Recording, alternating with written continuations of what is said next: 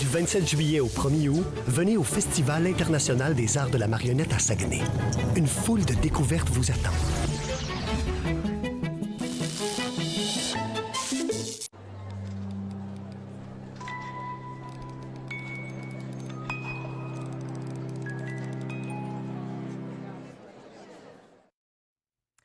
Bonjour à tous et à toutes pour cette première entrevue de Passionnés de marionnettes, première de 4. On va débuter avec South Miller, qui fait partie de la compagnie Les Sages Fous, qui est basée à Trois-Rivières, une compagnie qui se décrivent comme des dompteurs de marionnettes sauvages, rien de moins, et qui existe depuis une vingtaine d'années.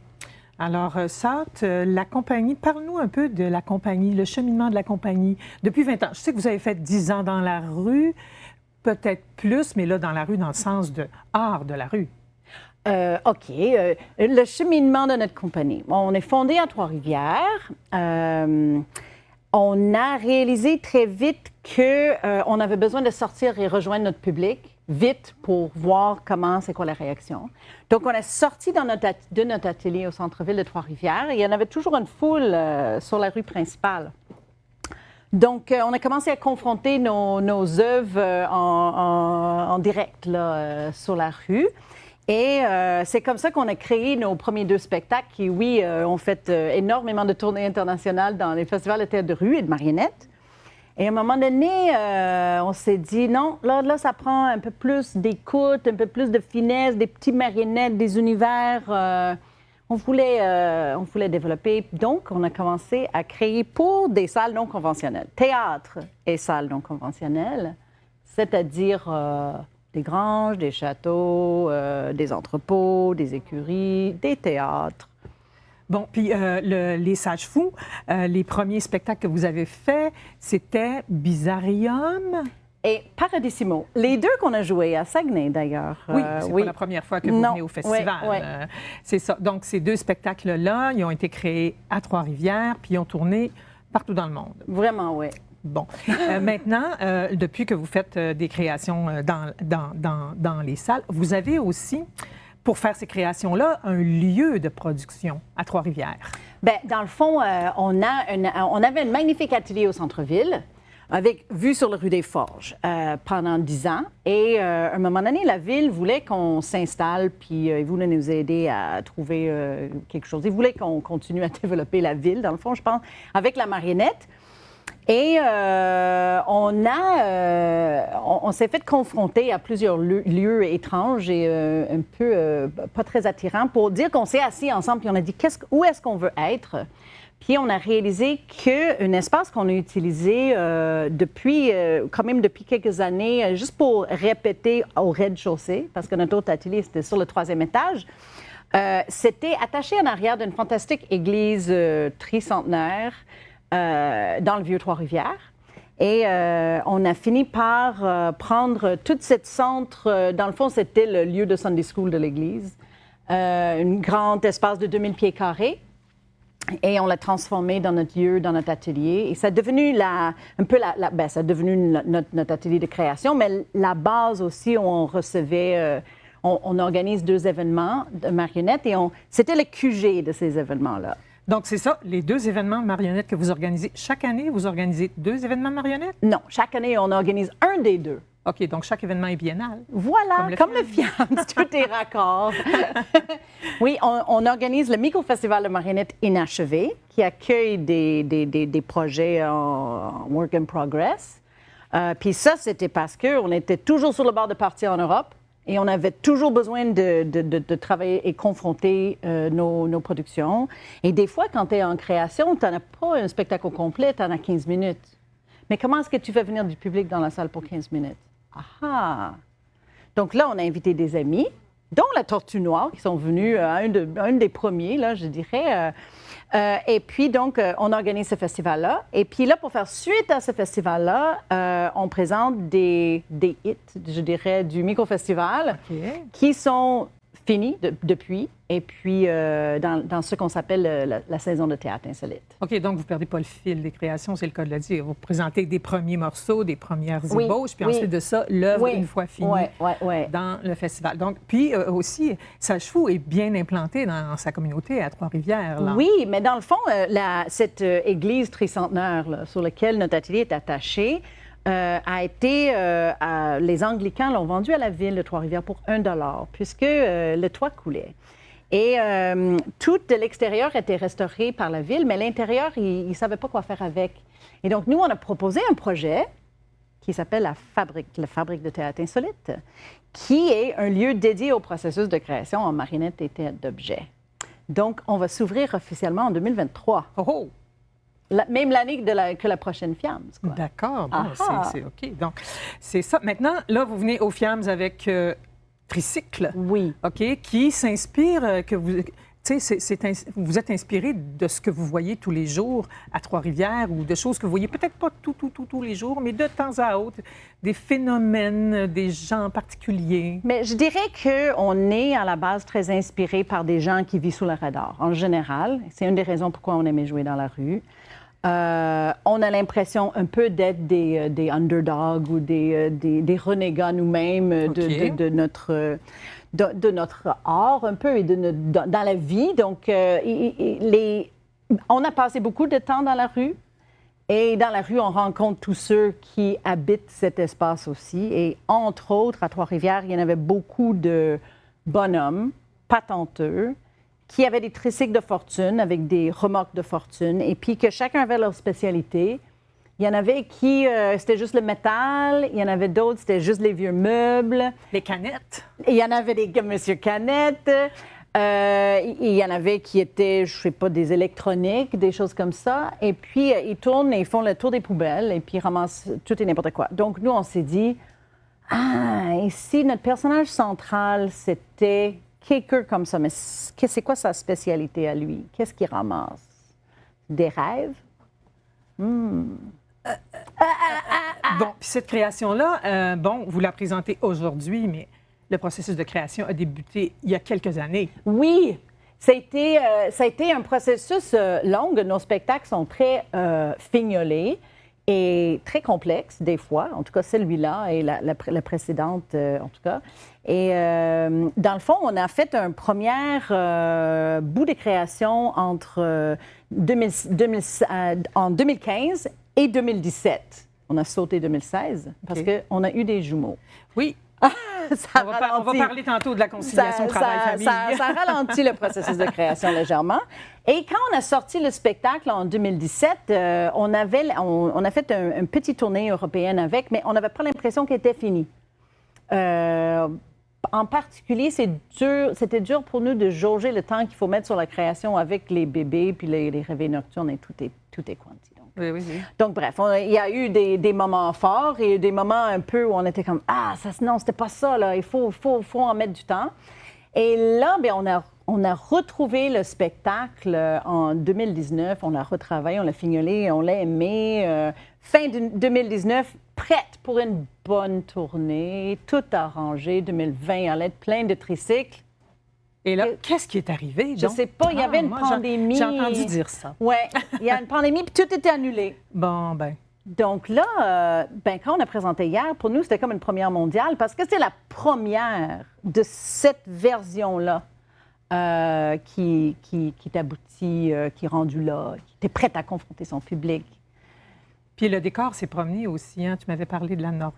Oui, on a été coproduit par Norland Visual Theatre en haut du cercle polaire, dans les îles Lofoten. Okay. Et on a fait 3 mois de travail en 2017 sur le spectacle là-bas. Avec le tricycle, avec tout le avec décor? Avec le tricycle, bien oui, c'est ça, mais pas celle-là. On a laissé un décor en Europe. OK. Est-ce que vous aviez mis des skis? Non, il n'y en avait pas de neige au moment qu'on était là. Okay. Ben, c'était correct. Mais, ouais, c'est ça. Donc, il y a un décor encore en Europe. OK. Donc, il y a deux... oui. Il y aurait éventuellement 2 versions de deux versions de tricycle. Oui. OK. Puis là, une fois que vous avez, la création est faite, qu'est-ce que vous utilisez comme technique de marionnette dans tricycle, d'abord? Bien, nous, on se considère un peu comme des patenteurs de marionnettes, comme les personnages qui nous inspirent tant. Donc, je ne sais pas si c'est des marionnettes vraiment avec des types associés traditionnels. C'est des marionnettes inventées. On a une marionnette à doigts, comme ça. Ça s'appelle-tu une marionnette à doigts? Je pense que marionnette à doigts, c'est plus ça, mais bon, on utilise nos doigts. Hein. Mais c'est des marionnettes il y en a des petites, là. Hein? Oui, une marionnette qui est à une gant comme base. Ça, c'est le bébé. Oui. Hein? Oui. On a une marionnette à tige. Oui. Hein, qui est le petit bonhomme canon que tu aimais avec la cape, là. Ben aussi, le luciole, c'est une marionnette à tige, je pense. Et sinon, c'est le détournement d'objets. Oui, c'est ça, parce qu'à un moment donné, les boîtes servent à fabriquer, je ne veux pas vendre de punch, là, mais c'est ça, les boîtes se transforment. Et le tricycle aussi. Le tricycle aussi, évidemment. Ben oui, toi. On vous verrez un homme faire un baise-main à un tricycle, je ne dirais pas comment. C'était romantique. Hein? Oui, c'est très romantique. Donc, c'est ça. Puis quand vous faites est-ce que vous faites encore toujours des animations là, à l'extérieur, dans la rue, tout ça, ou de moins en moins? Premièrement, nous, on haït le terme animation. Pour nous, on ne s'associe jamais à l'animation. C'est pas grave. OK. Qu'est-ce qu'il faut dire? Nous, on fait du théâtre. Okay. On fait du théâtre. Si on le fait dans la rue, si on le fait dans la salle, c'est du théâtre. Il y a un début, un milieu, puis un fin. OK. Vous racontez. Et puis, on raconte quelque chose. On ne fait pas embellir des espaces. Et une chose qui nous a, je pense, fatigués avec la rue, c'était de défendre autant cette point de vue. C'était de dire, non, on va pas juste comme danser devant le théâtre. Okay. On a un rendez-vous avec le public, on les amène d'un point A d'un point B d'un point C, et puis on les raconte quelque chose qui est important pour nous à raconter. D'accord. Donc, quand les gens disent « Oh, j'ai vu ton spectacle », je dis « C'est drôle, je t'ai pas vu dans le public. » Ils disent « Non, t'étais dans le café quand t'as passé. » T'as pas vu mon spectacle. Mais non, pour le moment, on n'a pas joué dans la rue depuis 2009. OK. Mais on va retourner dans la rue, par exemple. OK. On a le goût maintenant de redéfendre ce point de vue-là. OK. OK. Avec quelle technique? Je suis curieuse. Ah, Quel genre de... Des grandes marionnettes, j'imagine? Ben, on va faire deux spectacles qui vont avoir... Une va être pour Déventure d'église, qui va utiliser ombre et toutes sortes de techniques de marionnettes. Et l'autre, mais on va se lancer dans la robotique. Oh, carrément. Ouais, fini les humains, là. Ça suffit, les humains. OK. Toi, comment tu es devenue marionnettiste? Là? Parle-nous de ton métier de marionnettiste. Là. Comment tu en es arrivée à devenir Ouais. Bien. chasseuse de marionnettes sauvages? Oui, oui. Ben, ma mère est un fabricant de poupées, est un artisan qui fabrique des poupées, toutes sortes de choses avec ses mains. Donc, moi, je fais des poupées depuis que je suis petite. Je croyais dans la vie nocturne de mes poupées, qui vivaient la nuit. Bon. Qui avait 5 doigts. Oui. Parce qu'il y a toutes sortes. Les marionnettes, vous remarquerez, il y a beaucoup de marionnettes qui ont seulement 4 doigts. Ça, c'est parce que les marionnettes ne veulent pas qu'ils réveillent la nuit. Mais nous, au contraire, c'est ce que j'ai appris avec ça. On préfère. C'est ça. Mais il y en a qui ont 5 doigts, mais il y en a qui ont 4 doigts. Entre autres, des personnages de bande dessinée aussi ont 4 doigts. Mickey Mouse, c'est un exemple un peu cliché, mais c'est ça. Donc, OK. Ma mère m'a appris à faire des poupées. On avait beaucoup de poupées, puis il y a une sorte de fixation sur des poupées chez nous. Après, je dessinais tout le temps, puis je faisais des choses avec mes mains. Et puis, quand ça venait le temps de décider quelle école j'allais faire, j'étais tiraillée entre beaux-arts et théâtre. Je ne savais pas qu'est-ce que je voulais faire. À ce moment-là, tu habitais en Nouveau-Brunswick. Au Nouveau-Brunswick. Mais j'ai aussi habité en Caroline du Nord, en Connecticut et en Ontario pour des années. Mon père a fait des années sabbatiques beaucoup. OK. Et puis, donc, c'est ça. Donc, j'étais tiraillée entre beaux-arts et théâtre et j'ai fini par décidé que je voulais aller dans une école de théâtre. Donc, j'ai parti à New York et j'ai fait une école de théâtre très reconnue, mais qui est vraiment du théâtre pour des gens qui veulent faire du théâtre. Oui, et puis, j'ai juste 2 coins de rue de mon école, il y en avait une place de performance art. Puis là, je voyais des gens qui détournaient des objets, qui mélangeaient des genres. Puis, ils faisaient quelque chose qui m'inspirait beaucoup. Puis, donc, je rêvais de faire mon propre compagnie, déjà à New York.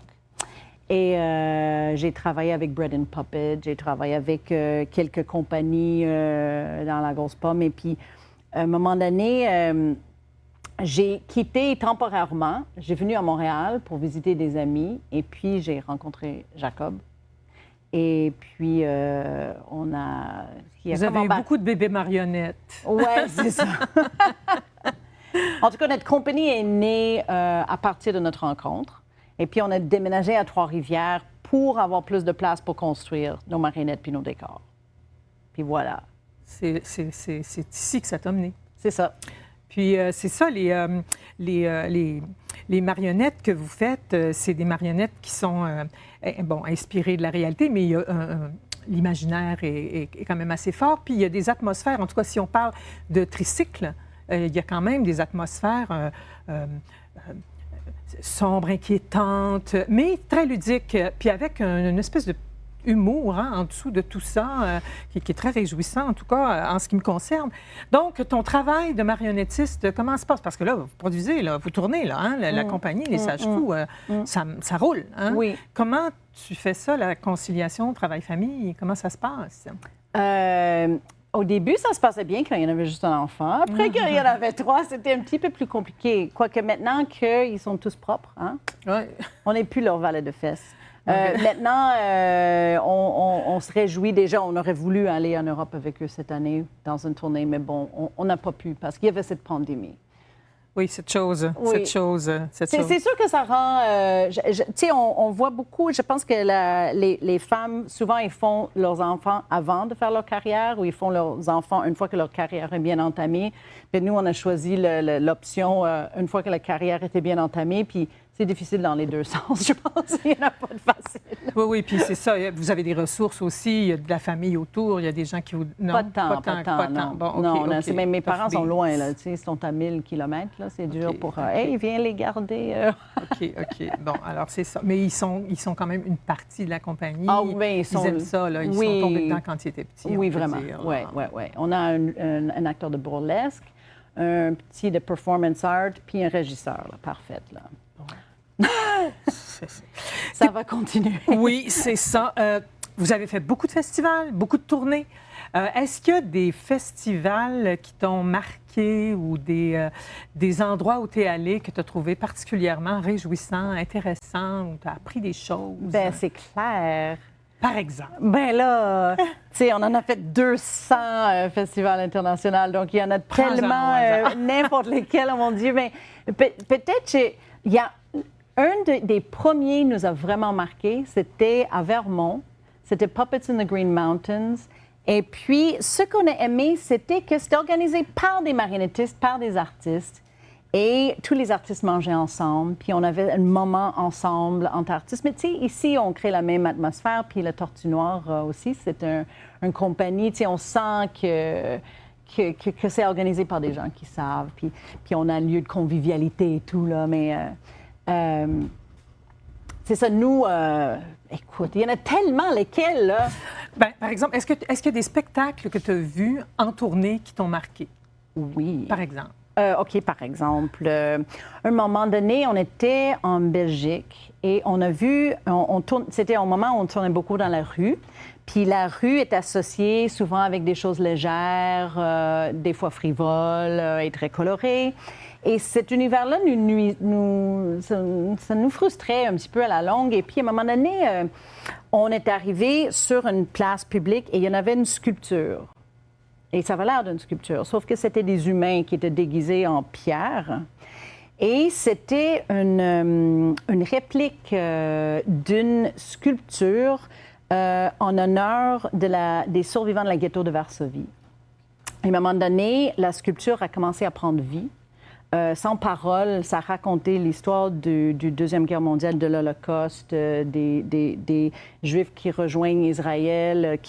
C'était une critique C'était absolument merveilleux. Il y en avait des enfants en avant qui riaient parce que c'était clownesque, en quelque sorte, et tous les adultes en arrière pleuraient.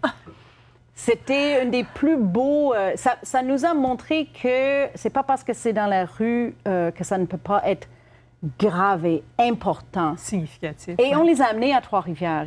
Ils ont produit à Avignon pendant, je sais pas, un mois, 26 représentations. Ils ont pris l'avion, ils sont venus jouer à Trois-Rivières et puis notre public en parle encore. Ben, c'est une belle histoire, ça. Vraiment? Oui. Ça, tu n'es pas venue seule. Tu es venue accompagnée. Mais là, compagnon? Bien, c'est une marionnette, quand même, comme beaucoup de nos marionnettes, ils ont du vécu. Oui. Ils sont... Alors, par où est passée cette marionnette qui s'appelle? Manorni. Manorni, mais tu bien ce nom-là, Manorni? Je l'ai nourri avant que je suis venue ici, pour être sûre que tout se passe bien. Tu as fait un petit briefing. C'est ça. Je vais mettre mes gants. OK. C'est quelqu'un, oui. Pas à prendre avec des pincettes, mais c'est ça. Prendre avec des gants. C'est quand même une marionnette sauvage, là. Oui, ben oui, c'est ça que vous domptez, là. Ouais. Mais attends, tu vois, il y a des petits trous d'aération pour qu'il respire bien. Ben oui, c'est un animal, là. C'est un peu dur de faire comme ça, mais Ah, c'est une marionnette muette, hein? C'est un animal. Oui, quand même. Non, elle parle pas. Ben non. Quand même. Est-ce que les oiseaux dans ton quartier parlent? Non, mais ils ont un langage, par exemple. Ben, ouais, OK, ouais. Mais lui aussi a sa propre langage.